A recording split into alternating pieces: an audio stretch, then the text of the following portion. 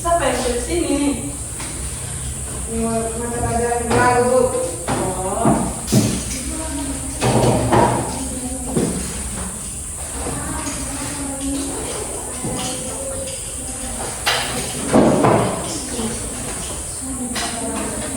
Selamat pagi semua. Baik, Bu. Apa kabar kalian hari ini? Baik, Bu. Semua sehat? Baik, Bu. Oke, jadi sebelum kita mulai, Ibu minta Agnes untuk pimpin kita dalam doa.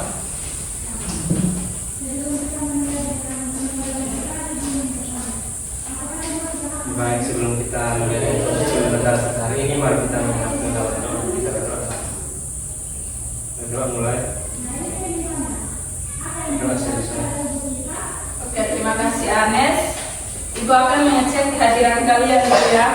Ibu Indri, Jansa, Hadir Ibu. Jacqueline, Hadir Ibu. Oliva, Hadir Ibu. semua hadir? Hadir Ibu. Oke, pertahankan kehadiran kalian karena ini menjadi salah satu penilaian juga. Satu orang tolong hapus papan dulu.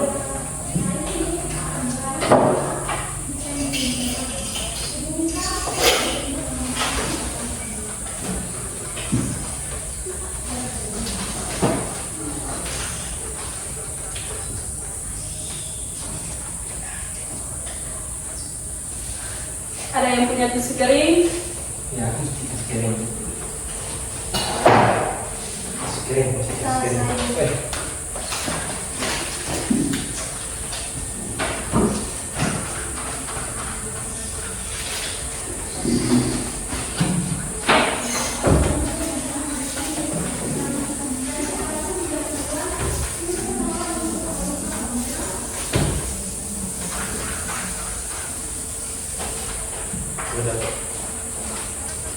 Oke, terima kasih Agnes. Sabar dulu ya.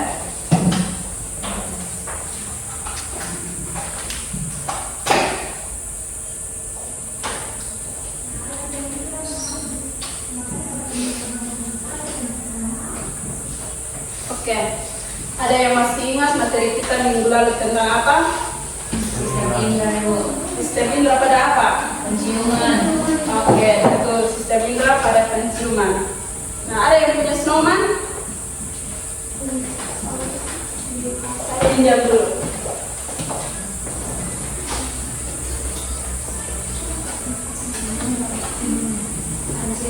Oke, sudah ini ada di sini.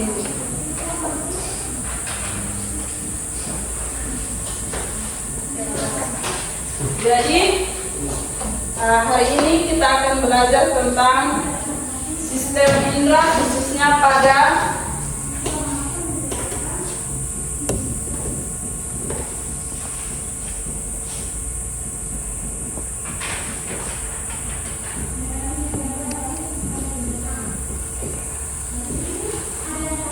sistem indera khususnya pada indera perasa. Nah, ada yang tahu apa itu indera perasa? Jacqueline?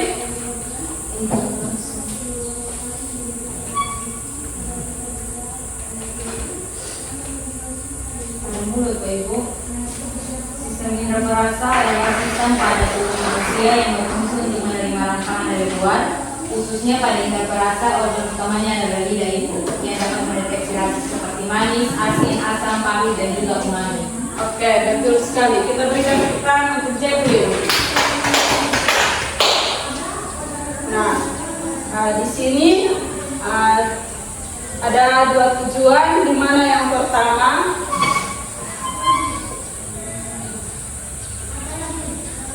Oliva, silakan bacakan tujuan kita. Baik, tujuan pembelajaran kita hari ini yaitu yang pertama, mengetahui apa itu sistem indera dan bagian-bagian lidah. Yang kedua, menganalisis mekanisme lidah merasakan rasa. Yang kedua, Menganalisis mekanisme lidah merasakan rasa.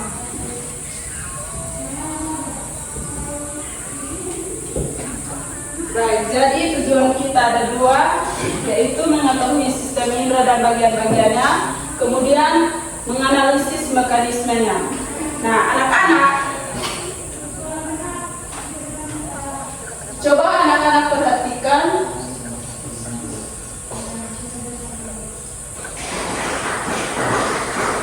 Di sini ada 5 bagian yang terdapat dalam lidah. Di mana yang pertama ada ujung lidah. Nah, ujung lidah ini berfungsi untuk mengenali sumber energi seperti rasa manis. Nah, contohnya ketika anak-anak makan gula-gula atau minum teh pagi-pagi, maka yang pertama kita rasakan itu pasti di ujung lidah. Yang kedua ada tepi bagian ujung lidah. Nah, tepi bagian ujung lidah ini berfungsi untuk mengatur kebutuhan garam yang ada pada tubuh kita. Nah, yang ketiga ada tepi pangkal lidah. Nah, tepi pangkal lidah ini berfungsi untuk mengontrol dan memberikan sinyal tingkat keasaman makanan. Yang keempat ada bagian pangkal lidah. Nah, bagian pangkal lidah ini berfungsi untuk mendeteksi protein dan senyawa glutamata pada makanan. Yang terakhir ada pangkal lidah. Nah, pangkal lidah ini berfungsi untuk mendeteksi zat yang berbahaya atau racun agar tidak tertelan. Nah, anak-anak di sini sampai sini ada yang mau bertanya? Tidak ada yang bertanya? Oke, Ibu rasa semua sudah paham. Ibu akan membagikan kalian dalam 2 kelompok. Setelah itu nanti anak-anak kerjakan soal-soal yang diberikan dan Ibu akan meminta salah satu kelompok untuk mempresentasikan hasilnya. Sudah paham? Oke. Nah, kelompok 1 deretan depan, kelompok 2 deretan kedua dan ketiga. Silakan anak-anak berdiskusi untuk mengerjakan soal-soal yang Ibu berikan. Kalau ada kesulitan, silakan anak-anak bertanya.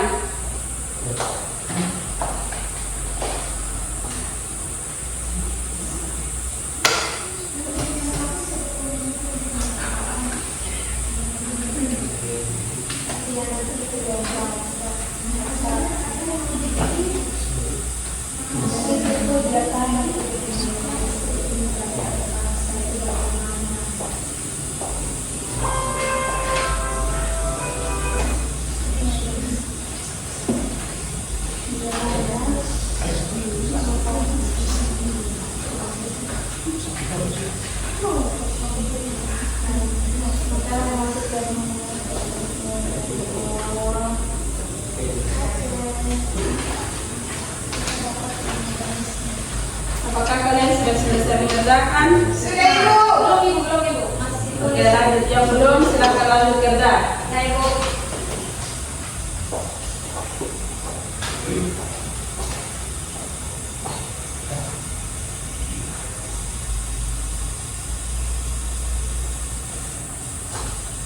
Kelompok 2 sudah? Sudah Ibu. Oke, Ibu minta kelompok 2 untuk mempresentasikan hasil diskusinya. Silakan teman-teman yang lain menyimak untuk ketika teman-teman tidak paham di mana bisa bertanya kepada kelompok 2. Ya, baik, terima kasih atas waktu dan kesempatan yang kami peroleh. Kami dari kelompok 2 tentu saja perwakilan kelompok 2 akan menjelaskan hasil diskusi kami mengenai bagaimana mekanisme indera firasa. Jadi makanan yang masuk ke mulut bercampur dengan air liur melarutkan zat kimia dari makanan sehingga dapat masuk ke pori-pori pengecat. Nah, pori-pori pengecat lalu tasde pore. Nah, zat kimia yang larut kemudian menempel pada reseptor yang terdapat pada sel pengecat di kuncup pengecat. Nah, seperti rasa asin, natrium, tembok saluran ion, lalu rasa asam atau ion hidrogen. Mempengaruhi saluran ion setelah reseptor aktif sel pengecat mengalami perubahan potensial listrik atau depolarisasi, di mana terbentuklah impuls saraf. Nah, impuls kemudian impuls tersebut akan dikirim melalui 3 saraf utama, yaitu saraf fasiolis untuk bagian depan, kemudian secara glosofaringeal untuk influx masuk ke medula. Nah, yang ketiga itu oblongata. Kemudian naik ke talamus sebagai pusat pengirim singa. Nah, kemudian diteruskan ke korteks gustatori, bagian otak perasa. Nah, di korteks inilah otak mengidentifikasi rasa sesuai jenis respon yang aktif, sehingga terbentuk persepsi rasa akhir yang kita kenal sebagai rasa manis, asin, asam, pahit, dan umami. Sekian dari kelompok kami dulu. Oke, terima kasih kepada perwakilan dari kelompok 2. Kita berikan tepuk tangan. Nah, teman-teman kelompok 1 ada yang mau bertanya? Sudah ada Ibu. Semua sudah paham mekanismenya? Sudah Ibu. Oke. Jadi kalau semua sudah paham, hari ini kita belajar bahwa lidah ini adalah lidah ini memiliki papilat kecupan yang dimana mekanismenya mulai dari makanan larut oleh air liur, kemudian diterima oleh reseptor dan diubah menjadi influx lalu dikirimkan ke otak. Nah, anak-anak, materi kita hari ini cukup sampai di sini. Ibu minta Oliva untuk menyimpulkan materi kita hari ini.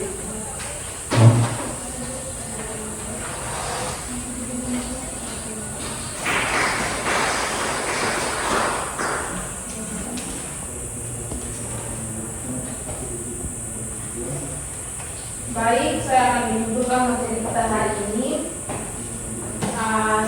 Jadi hari ini kita belajar bahwa lidah adalah indera perasa yang memiliki papila dan kuncup pengecap. Nah, mekanismenya dimulai dari makanan larut oleh air liur, diterima reseptor dan diubah menjadi influx lalu dikirim ke otak.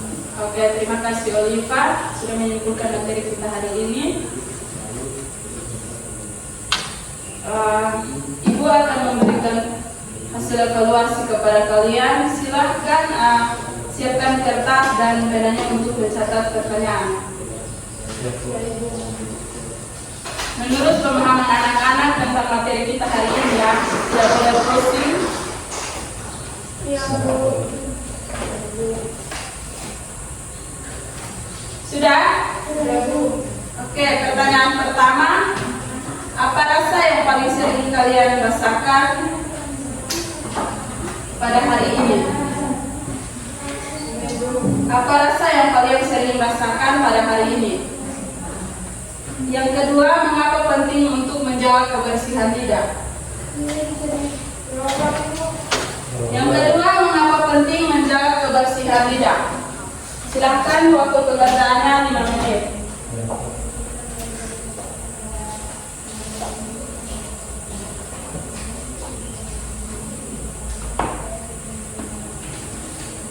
Sudah? Silakan menunggu. Ada serobal yang di bagian belakang.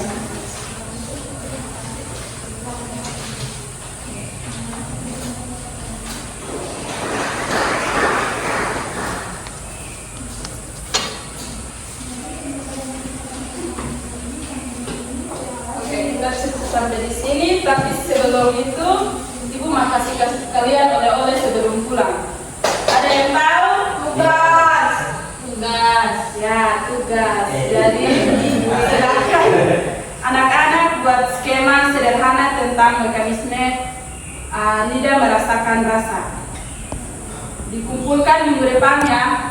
Iya, Bu. Oke. Baik, kita cukup sampai di sini. Apakah semua masih ada? Masih, Bu. Oke, terima kasih. Silahkan Maria untuk memimpin kita dalam doa.